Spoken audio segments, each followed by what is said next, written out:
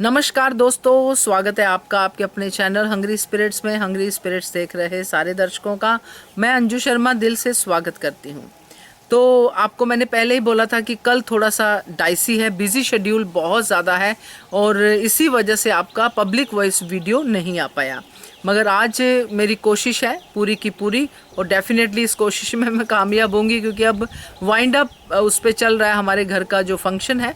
और आज तो डेफिनेटली आएगा। कल के लिए मैं सॉरी फील करती हूँ, क्योंकि आप लोगों के ऑडियोज़ आए थे और मैं उसको सम अप नहीं कर पाई। तो आज कोशिश रहेगी। तो करते हैं बात आपके ऑडियोज़ की, और आपके ऑडियोज़ की जो है जो सुनाती हूँ मैं हमेशा की तरह आज भी सुनाती हूँ। पहले वही निवेदन, जिन्होंने अभी तक चैनल को सब्सक्राइब नहीं किया है कर लीजिए। साथ में दोस्तों बेल आइकॉन दबाइएगा ताकि आपको हमारे वीडियोस के नोटिफिकेशन मिलते रहे। सुनते हैं आपके ऑडियोज़। हेलो अंजू मैम, नमस्ते। मैं सीमा बोल रही हूँ। आज का एपिसोड देखा, बहुत बढ़िया था आज का एपिसोड। वह खाना लेके आई रहती है और डिम्पी को दे देती है, बोलती है कि खाना दे, बच्चों को दे दो और किल्ली बंद, दरवाजा बंद कर देना। यहाँ का माहौल थोड़ा अजीब लग रहा है कि शो कीजिए, तब तक तो छूटता है। बोलता है कि आपके अनुज ने मुझे जॉब से निकाल दिया। आज अनुपमा बहुत अच्छा लगी।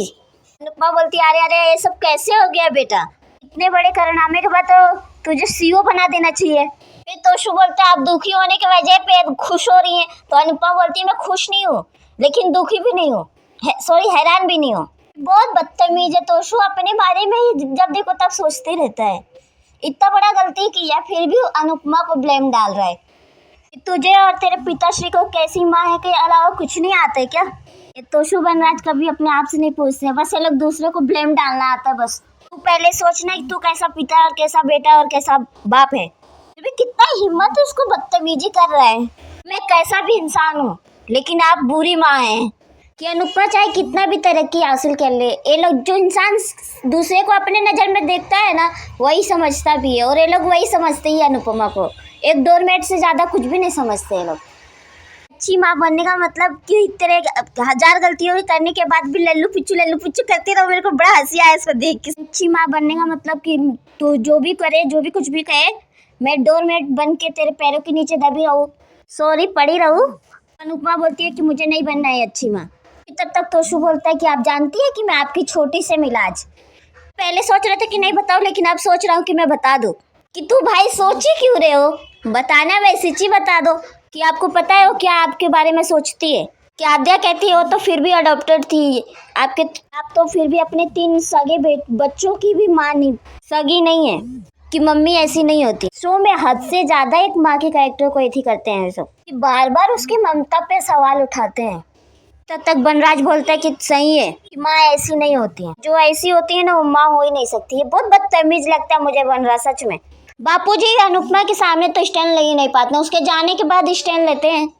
मुझे बोलने दीजिए प्लीज। आप लोग नहीं जानते कि हमारे पीठ पीछे क्या क्या कर रही हैं। बा बोलती है कि अब अनुपमा ने क्या कर दिया। कि मैं यही सोच रहा था कि देवी जी का पता नहीं, बहुत अच्छी लगता है, अजीब लगता है, लेकिन ये लोग से ज्यादा अनुपमा पे गुस्सा आता है। जब जानती है कि ये लोग ऐसी चीज तो आती क्यों है यहाँ पे। इन्होंने टीटू को बुलाया था अपने रेस्टोरेंट में कि डिम्पी को लेके भाग जाए, कि औरतों का नाम ना अपने ने बेकार में नाम लिया, खराब कर दिया, कि आपने जो सुना है वो गलत सुना है, कि आपने जो देखा सुना वो सब गलत समझा है। बनराज बोलते हैं कि मैं झूठा हूँ ना, तुम तो इंसाफ की देवी हो जो टीटू को इंसाफ दिलाना चाहते हो। बहुत बदतमीज लगता है ये। उपमा बोलती है कि कोई डिम्पी को पसंद करता है तो मैं उसके बारे में जानना चाहती थी, मैं फैसला ले सकूं कि उसके लिए सही है कि नहीं। बनराज बोलते हैं कि डिम्पी के लिए फैसला मैं ले सकता हूँ, तुम नहीं। तुम्हारी अडॉप्ट की हुई बच्ची भी तुम्हें पसंद नहीं करती है। अनुपमा बोलती है बापूजी मैं भी जवाब दे सकती थी, लेकिन मैं चाहती हूँ कि आप लोग कुछ दिन के लिए आए तो शांति से रहें। अनुपमा तुम जानती हो कि हमारी जिंदगी में शांति कब थी, जब तुम 5 साल हम लोग से दूर थी। कि मेहरबानी करो ना फिर से गायब हो जाओ। ये हाथ जोड़ा बहुत अच्छा लगा। तब तक बापूजी उठते हैं, बोलते हैं कि तुम लोग की वजह से ही उसका घर भी टूटा, अपने घर पे ध्यान नहीं दे पाई हो। कि तोशु को 3-4 दिन जेल में रहता तो सुधर जाते हैं। पिता का मुंह और दादी का मुंह ने बिगाड़ दिया तोशु को। इधर डिम्पी बोलती है कि सब मेरी वजह से हो। दोनों समझा रही हैं कि किस्मत तुम्हें फिर से मौका दे रही है, तुम हो कि तुम्हें खुश नहीं रहना, दुख रहना है। काव्या बोलती है कि तुम हो कि प्यार मिल रहा है पर तुम्हें उसकी वैल्यू ही नहीं है। यदि स्वर्ग देखना है तो मरना तो पड़ेगा ना। यदि फल तोड़ना है तो पत्थर तो मारना ही पड़ेगा। बहुत अच्छा बोली है। ऐसा लग रहा है कि सबको तुम्हारी फिक्र है लेकिन तुम्हें अपनी फिक्र नहीं है। तक किंजल बोलती है तोशु को कि तुम बोलो कि पैसे वापस क्यों नहीं कर देते, प्लीज कुछ भी करके इनके पैसे वापस लौटा दो। तोशु बोलता है किधर से पैसे वापस लौटा दो, तुम ऐसी बातें कर रही हो जैसे पैसों का पेड़ है मेरे पास, मैं जाऊँ और डॉलर तोड़ के लेके आऊँ कि इनको वापस कर दो। मांगने से पहले सोचना चाहिए था, पर ये लोग सोचते ही नहीं है, घर जा। फिर से अनुपमा पे ब्लेम डाल रहा है कि मम्मी की वजह से मेरा जॉब चला गया, नहीं तो मैं एडवांस ले सकता था, लोन के लिए अप्लाई कर सकता था। एक चीज तो किंजल ने बहुत बढ़िया बोली कि हम लोग मम्मी के लिए कुछ नहीं कर सकते, कुछ कर ही नहीं सकती ये लोग, लेकिन खुद के लिए स्टैंड तो ले ही सकती हैं। ये हम लोग इतना करें तो मम्मी के लिए बहुत है, जब तक सब लोग हैं तब तक हम लोग भी है। किंजल बोलती है कि अब ये फैमिली चली जाएगी, मैं परी भी चले जाएंगे यहाँ से। बापूजी अनुपमा का सीन बहुत बढ़िया, तू रोई तो मैं पिटाई करूंगा। बापूजी आप जानती नहीं है, यहाँ पे पिटाई करेंगे ना तो पुलिस पकड़ के लेके जाएगी। माता पिता को पुलिस पकड़ के लेके जाती है। बापूजी चारों तरफ देखते रहते, फिर हंसने लगती है। दुआई का चीफ गेस्ट अनुज बनेगा। अब मुझे लगता है जितना अनुपमा से दूर रहने की कोशिश करेगा अब उतना ये लोग साथ में ही आएंगे। इधर सुरती और अनुज का सीन दिखाए। ये चेन मॉम डैड ने तुम्हारे लिए बनवाई, देखो तो सिंपल सी चेन है, देखो तो बहुत ज्यादा है कि मॉम डैड की यादें, मेरा प्यार, ये क्या है, लड़की है, मेरी उम्मीदें, जैसे अनुपमा का मंगलसूत्र था तुम्हारे लिए। ये चेन नहीं है, फांसी का फंदा है अनुज के लिए। बोलती है मैं झूठ नहीं बोलूंगी, मुझे बहुत बुरा लगा था, जेलस भी फील हुआ था, लेकिन मैं समझती हूँ क्या समझती है, मेरे को समझ में नहीं आता इसको। इतना भाषण दे रही है कि पुरानी यादों को भूलना आसान नहीं होता है, उनको याद करना भी जरूरी नहीं होता। रिवर्स गियर लगाने से गाड़ी आगे नहीं बढ़ी, यादों को रिवर्स गियर लगाने बंद करने होंगे। एक तुम माया से भी 4 कदम आगे निकल गई है कि पूरे अनुज के इमोशंस की वाट लगा के रख दी यहाँ पे। वो तो जो थी वो सामने थी, दोनों को ही फर्स्ट करने होंगे, तुम्हें ज्यादा करने होंगे। यादें तुम्हारी है, उन्हें पीछे छोड़ने की जिम्मेदारी भी तुम्हारी है। वो बोलने का एक मौका तक नहीं दे रही है, कर पाओगे ना? ये कि कभी कभी जानना जरूरी होता है और सुनना भी, कि ये लड़की के पास दिमाग उमाग है या नहीं, या दिमाग से ही पैदल है सुरती पूरी। इसका सिर्फ 5 सालों में प्यार किया है इसने, तो 5 साल के प्यार को भूल नहीं पा रही है। वो तो 26 सालों से प्यार करता आया था, टोटली मिला के 34 साल हो गए उसको अनुपमा से प्यार करते हुए। तक अनुज बोलता है कि अगर मैंने मूव ऑन नहीं किया होता श्रुति शादी करने के लिए, दोबारा शादी करने का डिसीजन लेना बहुत मुश्किल हो जाता। रही बात तुम्हारे दूसरे सवाल की, तो मैं समझता हूँ, अंडरस्टैंड जानना जरूरी है, सुनना भी जरूरी है, लेकिन सबसे ज्यादा जरूरी है समझना। इसीलिए तुम जानने की कोशिश मत करो, समझने की कोशिश करो। अनुज जिस चीजों पे स्टैंड कर रहा है वो समझेगी ही नहीं, तो बोल रही है कि इतना बोलने की जरूरत नहीं है। सॉरी कितना लंबा आंसर देने के लिए, सिंपल सा हाँ भी कह सकते थे।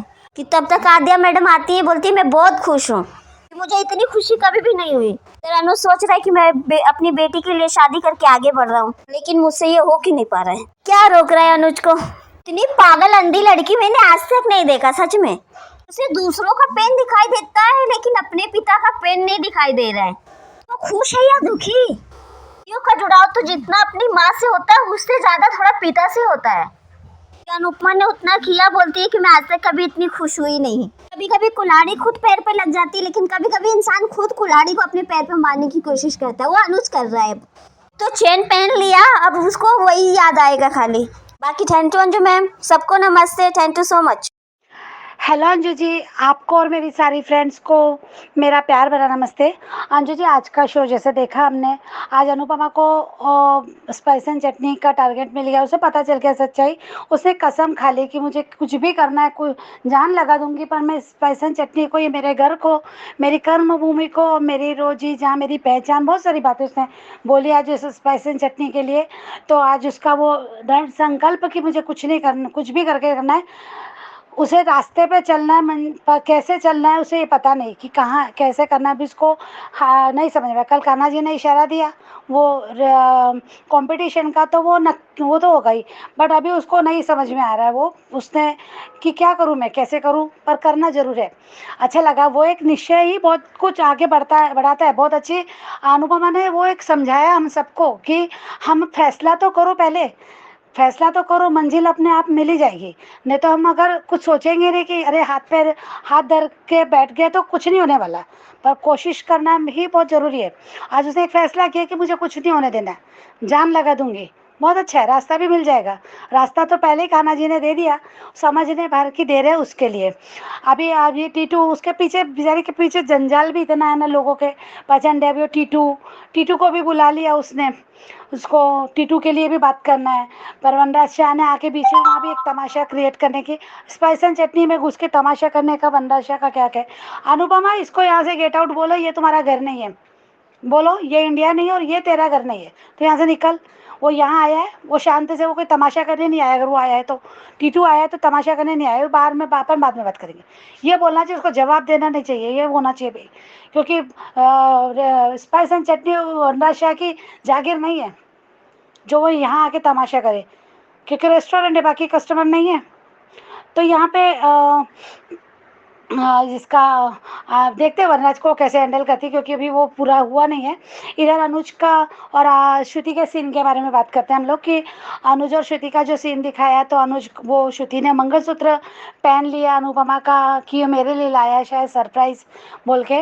उस एक्साइटमेंट में सही कहा अंजू जी आपने कि सही गलत का भी उसने नया या पुराना भी नहीं समझा। और वो जो बॉक्स था जिस पे रखा था वो भी नया पुराना उसको शायद समझ में नहीं आया, और एक्साइटमेंट में उसने पहन लिया, पर अनुज ने उससे निकाल लिया।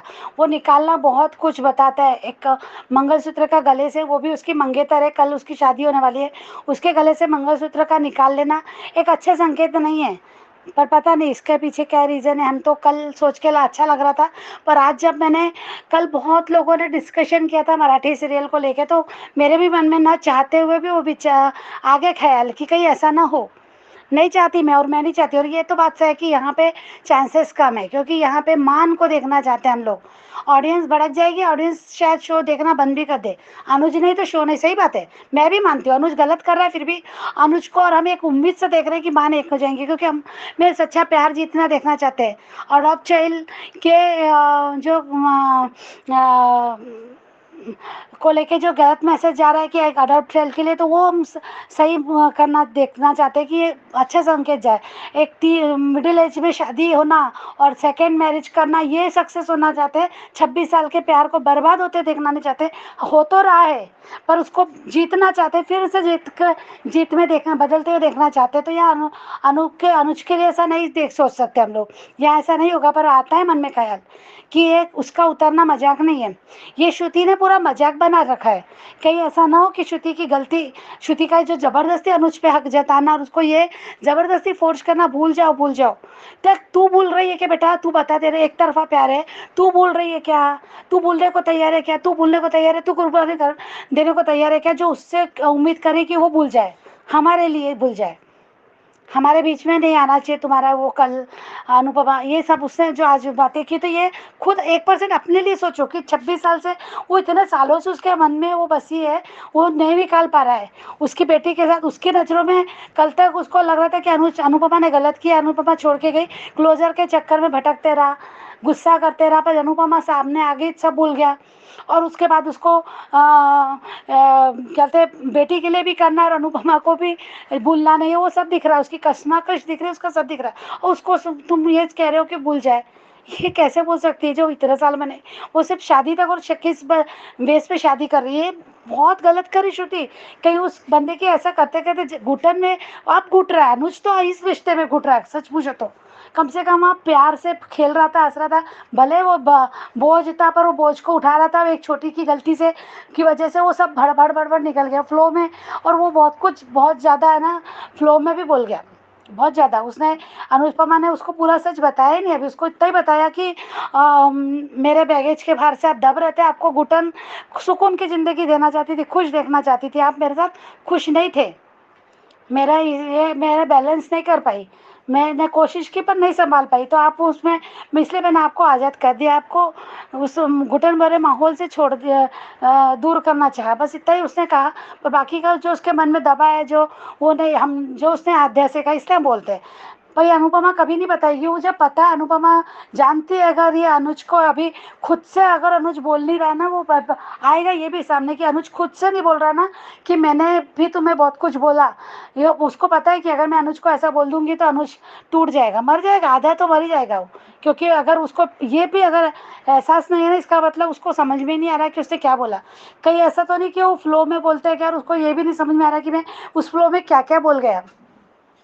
बस उसको ये याद है कि बैगेज वैगेज और ये जो बोला, उसे कहा मैं गुस्से में बोला, मेरा गुस्सा करना हक था, ये जो भी वो बोल रहा है। तो उसको एहसास ही नहीं है कि मुझे नहीं समझ में आ रहा, थोड़ा बहुत पेचीदा गोलगोली है, कहीं उसको क्लियर होना चाहिए पर नहीं। मुझे लगता है अनुपमा भी वो बात को क्लियर नहीं करना चाहती। अब वो दर्द नहीं देना चाहती कि उसने क्या क्या बोल दिया, क्योंकि प्यार तो करता दिख रहा है उसकी आंखों से। अनुपमा बेवकूफ़ थोड़ी नहीं कि उसको अनुज का प्यार नहीं दिख रहा। तो यहाँ मुझे वही कहना है कि ये श्रुति जो कर रही है ना, बहुत गलत कर रही है। और आज आशु और तोशु और इसका आद्या का सीन देखा, वो भी बहुत ही अजीब सा, बहुत ही मैं हंसू की रो, मुझे समझ में नहीं आ रहा था कि क्या कर रहे हैं यार ये बच्चे। बच्चों के लिए देख के लगता है कि कितनी बदनसीब माँ है यार। बच्चे बदनसीब है अभी लग ही नहीं रहे, यहाँ पे बच्चों को तो लग ही नहीं रहा कि हम बहुत बदनसीब है। उससे तो अनुज ने उसको लकी भी बोल दिया कि तू अनुपमा का बेटा है इसलिए लकी है बेटा, और उसको फायर कर दिया। आद्या ये सब सुन लिया, आद्या ने उसे अपनी तो माँ की परिभाषा ही चेंज करके रख दी। भाई लड़की बहुत ज़्यादा तेज है सच में। अब तक वो लड़की चल रही थी मैं अडॉप्ट चाइल्ड हूँ, मैं सगी बेटी नहीं, इसलिए मुझे छोड़ दिया, मुझे प्रायोरिटी नहीं दी, उसको दिया, बचाया वो नहीं महत्व समझा उसने, मुझे भी बचाया ये नहीं सोचा, पर मुझे प्यार भी दिया, मेरे लिए कुर्बानियाँ भी दी, ये नहीं उसको याद है कि। पर उसने अभी तोशु को जेल में डाल दिया, तो भैया तो माँ च नहीं है अच्छी। यार मुझे लग रहा था कि मैं चाइल्ड हूँ, अडॉप्ट चाइल्ड, इसलिए मेरे साथ ऐसा किया, पर नहीं, ये सगे बेटे के साथ भी कर रही, तो ये माँ ही अच्छी नहीं है। वाह कमाल है। अभी इसको नहीं लग रहा अपने तन तन तन तन करके अपने पॉप्स के पास जाना चाहिए था, जैसे जाती है ना चिल्ला के, कैसे कर दिया पॉप्स, आप कैसे कर सकते हैं, हाय एट यू, क्यों तोशु भैया को बचाया, क्या जरूरत थी उस औरत के बेटे को बचाने की, बता रहा था क्यों ऐसा करा, बोलना था ना, फिर अनुज उत्तर देता उसको। अब ये नहीं पूछा उसने, मुझे बड़ा अजीब सा लगा कि इसको आपने पूछना। बस वो फटाफट तोशु को वहाँ से छुट, कितना तेज दिमाग, उतना तो तोशु का भी नहीं चलता दिमाग सच में, वो तो गधा है, सच में गधा है। उसको तो वो भी नहीं चला हो कि मैं उसे, हाँ उसको मैं अपनी बातों में लाने की कोशिश किया कि हाँ हम दोनों माँ के सताए हैं, तो तू मेरे लिए, मैं तेरा भाई हूँ, तो अपने पॉप से मेरे लिए बात कर, उसने ये जरूर कोशिश की। पर उसको फटाफट वहाँ से भगाया कि निकलो यहाँ से, क्योंकि उसको डर है कि कहीं फिर से मेरी मम्मी के आंसू में अपने तोशु को जॉब ना दे दे फिर से, क्योंकि सुन तो लिया बेटी ने भाई कि मेरे पॉप्स क्या क्या कर रहे हैं। कमाल है। बड़ा अजीब सा लगा वो सीन भी कि कैसे अनुपमा सुधारेगी। क्या तोशु बोलेगा कि तुम्हारी छोटी बेटी भी ऐसा सोचती, पता नहीं कैसे क्ल्यू मिलेगा अनुपमा को आद्या की तरफ बढ़ने का, तो वो मुझे भी समझ में नहीं आ रहा है। या तो तोशु की बड़बड़ बड़बड़ से वो बोल देगा, वो ऐसा कुछ बोल देगा, पता नहीं।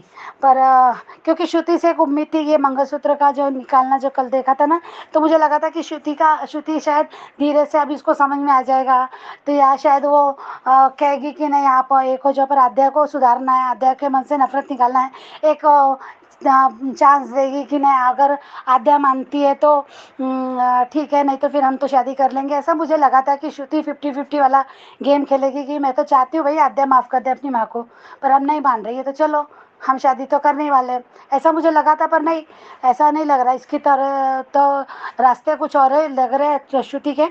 और प्रोमो में आज बापूजी से फिर से, कल भी गुस्सा थी आज भी गुस्सा हूँ मैं कि बापूजी कर क्या रहे। बापूजी पूरे धृतराष्ट्र, पूरे सीन में धृतराष्ट्र का काम कर रहे हैं। यहाँ खुली आंखें और धृतराष्ट्र की आंखें अंधी थी, पर यहाँ तो पूरी खुली आंखों से देख रहे हैं। ये अनुपमा का भला कहाँ चाहते हैं। अनुपमा को कहते दलदल में नहीं आना, उसको कहते कि उसको 2 जिम्मेदारियों से घेर भी लिया, अभी उसको ये भी देख रहे हैं। पर अगर वो आ रही है ठीक है, वो इमोशनली फुल है, लड़की आ रही, वो औरत आ रही है, उसको नहीं आना चाहिए, वो आ रही है, वो मजबूरी में आ रही है, बच्चों के लिए जो भी कर रही है वो आ रही है, उसका दिल नहीं मानता वो आ रही है। पर तुम तो पिता हो ना, तुम अपनी बेटी का इंसल्ट कितना सुनोगे। लगातार लगातार ये बाप बेटे इंसल्ट पे इंसल्ट, इंसल्ट पे इंसल्ट करे जा रहे हैं। बापूजी सुन नहीं रहे, सिर्फ बातों में थे कि आप वनराज को कहा था कि मेरी बेटी को खबरदार कुछ बोला तो खबरदार, उस पर प्रेशर डाला तो वो सिग्नेचर के लिए, पर तुम्हारा बेटा तो क्या कर रहा है, कौन किस हक से उसको बोल रहा है भाई, क्या क्या तरीके से कि वह अनुज ने जॉब से निकाला तो उसमें अनुपमा क्या करे, यहाँ भी उसकी गलती। अरे बापूजी ये सब देख के सुन कैसे रहे, बोलना नहीं चाहिए था कि बापूजी ने कल से, अभी पता नहीं कल बोलेंगे क्या पता नहीं, पर बोलना चाहिए अगर ऐसा बोलना है तो, क्योंकि बाहर आके वो स्पाइसन चटनी के लिए कह रहे हैं कि वहाँ पे तू उनको पैसा दे देना, तेरे पैसों से फिर बच जाएगी, तेरा कंपटीशन अन्नपूर्णा वगैरह, यहाँ से मोटिवेशन भी करना है उसे और उसको दलदल में भी रखना है। बड़ा अजीब सा लगता बापूजी का कैरेक्टर। कल 2 दिन तो धृतराष्ट्र लगे, अभी आने वाले समय में पता चलेगा कि बापूजी क्या बोलते हैं क्या, कल भी बापूजी के बीच में बोलते हैं कि मेरी बेटी को मत बोलो, जो भी है ऐसा है, तो पता नहीं वो क्या होगा। तो पर अब अनुपमा न चाहते हुए भी अनुपमा को हाउस में देख रहे हैं हम लोग, अब इतने लोग हैं तो करेंगे ना रक्षा, बस देखते हैं आगे क्या होता है। Thank you so much Anju ji, thank you. Hello Anju ma'am, मैं कुसुम बात कर रही हूँ। आप सभी को मेरी तरफ से प्यार भरा नमस्ते। आज का एपिसोड देखा।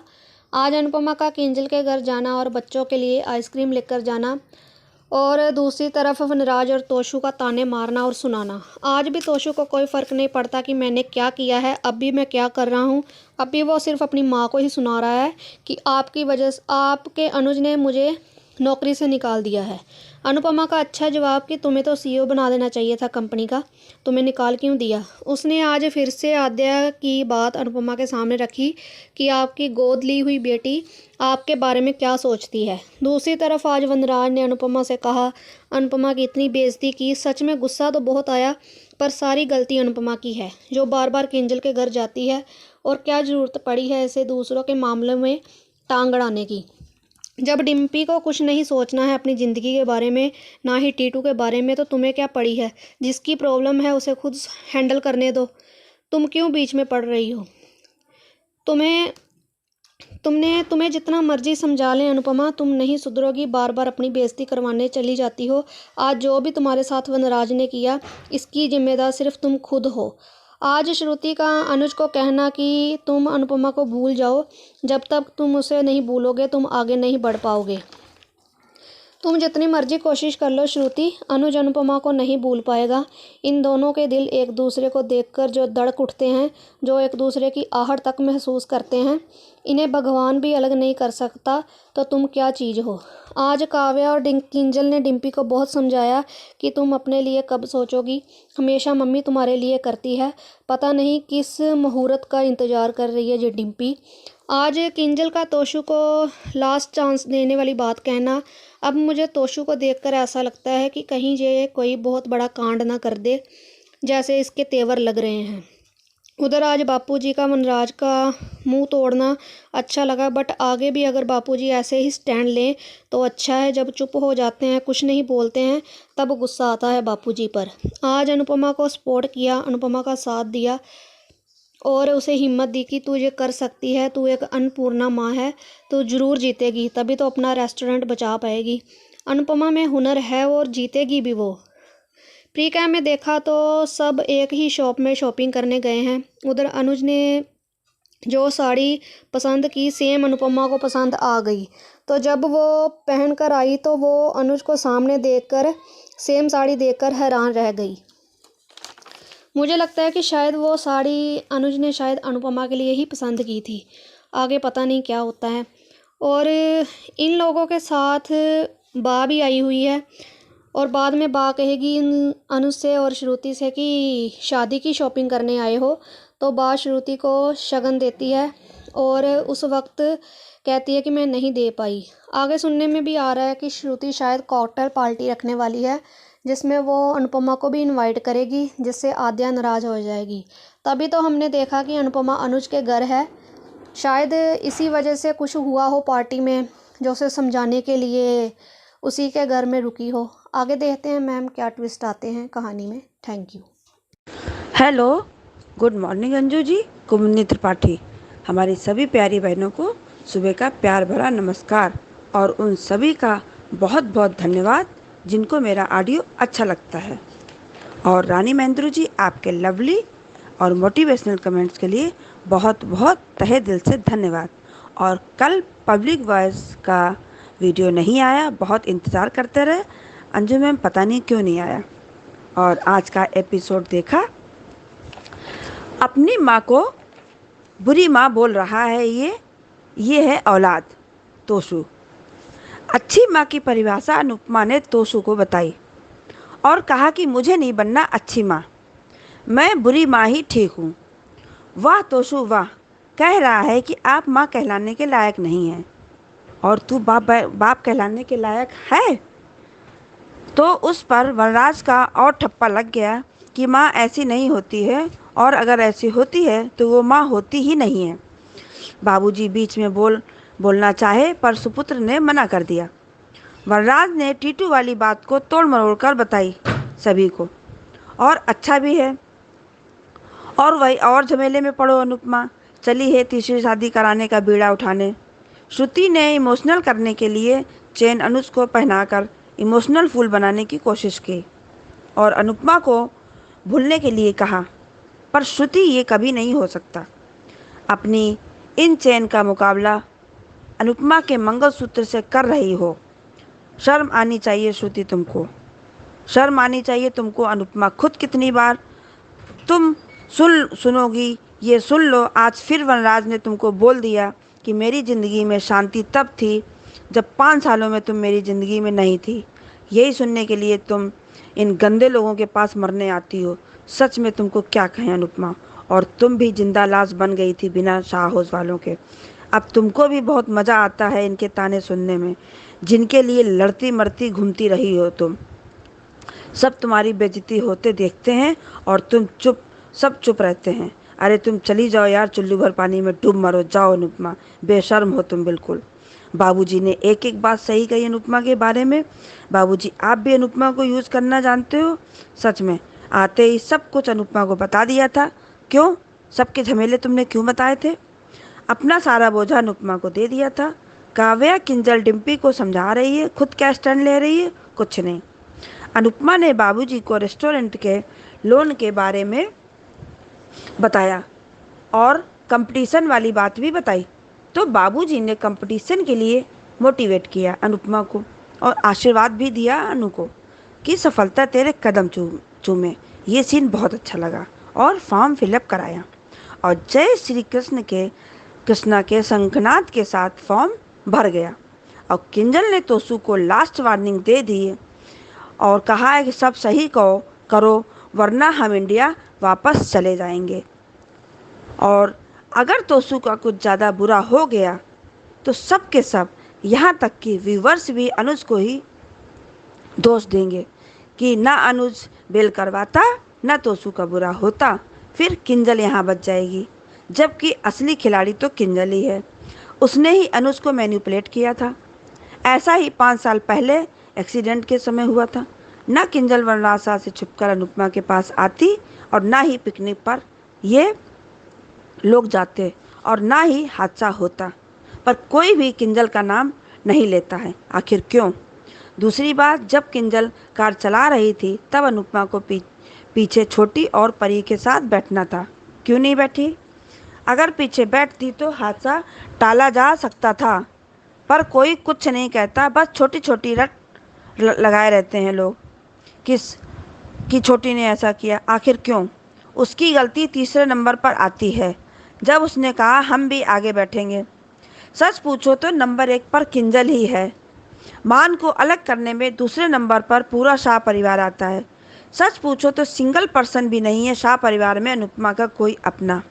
उसका सिर्फ अपना कोई है तो देविका और अनुज, बस और कोई नहीं।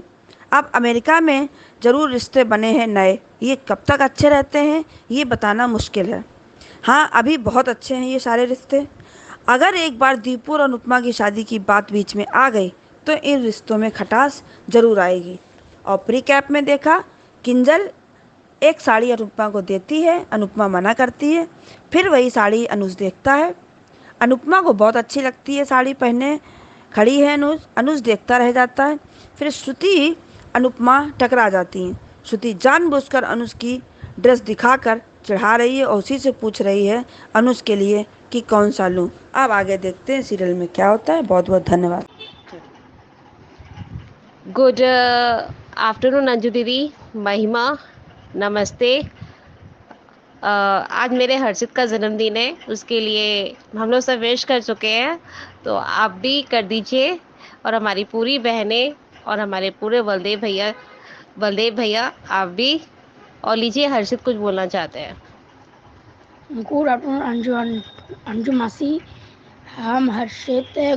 गुड आफ्टरनून बलदेव फूफा जी और आंटीज और सारी आंटी, थैंक यू। और आज का एपिसोड देखा, कल का एपिसोड देखा, और सॉरी, जैसे आप बिज़ी हैं मैम, वैसे मैं भी बिज़ी हूँ इस वीडियो को बनाने के लिए। लेकिन आज सच में बहुत अच्छा लगा। किंजल की जो नाराज़गी है और प्लस बापूजी की जो नाराज़गी है, और अनुपमा का तो बात ही अलग है। वो आजकल मुंह तोड़ जवाब देती है वनराज को, वो सबसे मज़ा आता है। लेकिन ना मैम, सच में बहुत ज़्यादा तकलीफ भी होती है कि एक ममता के ऊपर बात आती है ना, तो वो टिस कर जाती है। टिस कर जाने का मतलब ये है कि सच में ज़्यादा लगता है कि क्यों बोलती है या क्यों बोलता है यार। वो अपने आप को तो देखता नहीं है, पहले पहले वो अपनी बेइज्जती कराने के लिए खड़ा हो जाता है। और पारितोष को देखिए, उसे 1% का शर्मिंदगी नहीं है कि मेरी माँ जब उस जगह पे गई थी तो कितना उनको बर्दाश्त नहीं कर पाई थी, वो कितनी पेन में होंगी। वो नहीं, उसे सिर्फ अपनी पेन दिखाई दे रही। थैंक यू किंजल, तुम्हें तो दाद देनी पड़ेगी कि अपने पति को अच्छे खासा सुनाई। और तो और काव्या और किंजल ने जो मोटिवेट दे रही है डिम्पल को कि तुम अपने लिए स्टैंड लो, मम्मी तुम्हारा स्टैंड क्यों ले, तुमको लेना चाहिए। तो ये बात ज़रूर है कि जब तक अपने आप को खुद, अपनी औरत अपने लिए स्टैंड नहीं लेगी, तब तक वो कुछ भी कर नहीं पाएगी। और दूसरी बात मैं कहना चाहती हूँ कि बापूजी का ये स्टैंड सबसे अच्छा लगा। 3 साल या 4 साल से जब से अनुपमा दे रहा है, तब से बापूजी ने कभी भी अनुपमा का वैसे स्टैंड नहीं लिया जैसे स्टैंड ले रही है। और तो और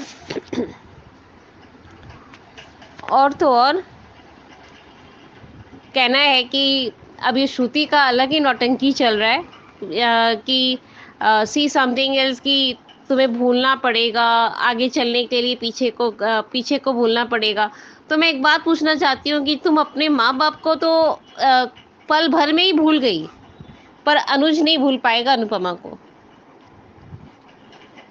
और शास्त्रों में मुझे समझ में नहीं आ रहा है कि अनुपमा सेट में ये चीज़ दिखाया जा रहा है कि अगर किसी भी मॉम एंड डैड का डेथ हो जाता है या कुछ भी होता है, पवित्र चीज़ को भी करने का एक टाइम और एक शेड्यूल होता है।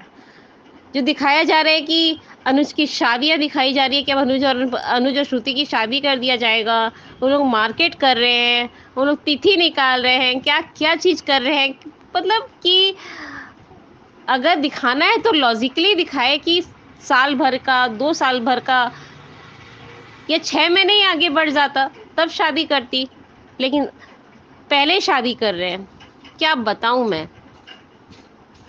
और उसे अपने माँ बाप को भूलने में 1 मिनट नहीं लगा। वो बार बार एनालाइज कराती है, ये चैन है तुम्हारे लिए ना, मेरे माँ बाप ने ये चैन दिया था।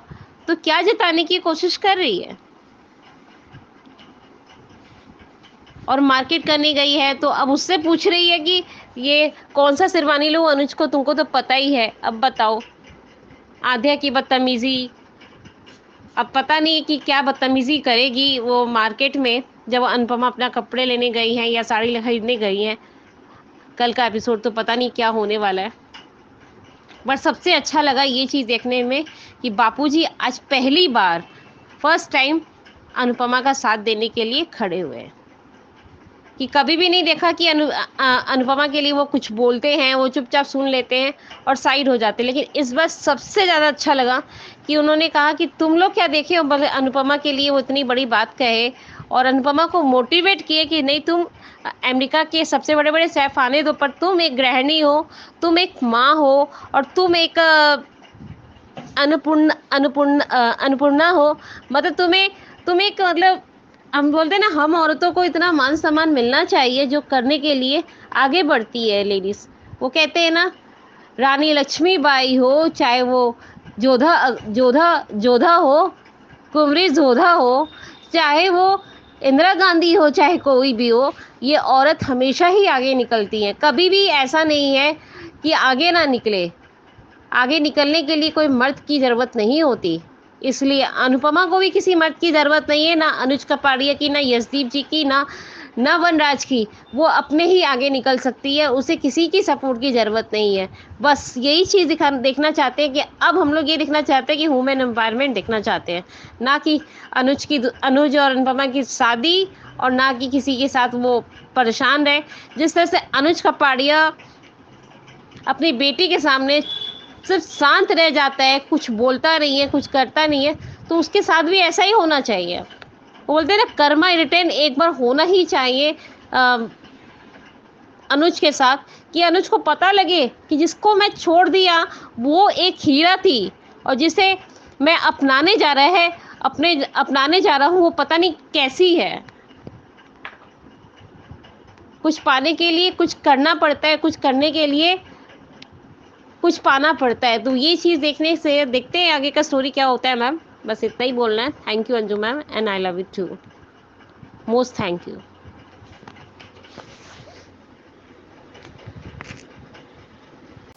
थैंक यू सो मच आप सबका जिन्होंने आज ऑडियो भेजा। तो डेफिनेटली आपको कल भी इंतज़ार रहा होगा अपनी वीडियो का, मगर कल के लिए सॉरी और आज के लिए थैंक यू। तो ऐसे ही बने रहिए हमारे चैनल के साथ, और जिन्होंने नहीं भेजे हैं उनके लिए नंबर शेयर करती हूँ। नंबर है 9833155523। इस नंबर पे भेजिए अपने ऑडियो या फिर videos. Keep watching Hungry Spirits channel. Thank you so much. Subscribe to our channel by clicking the subscribe button. Click the bell button and enjoy the latest uploads from our channel.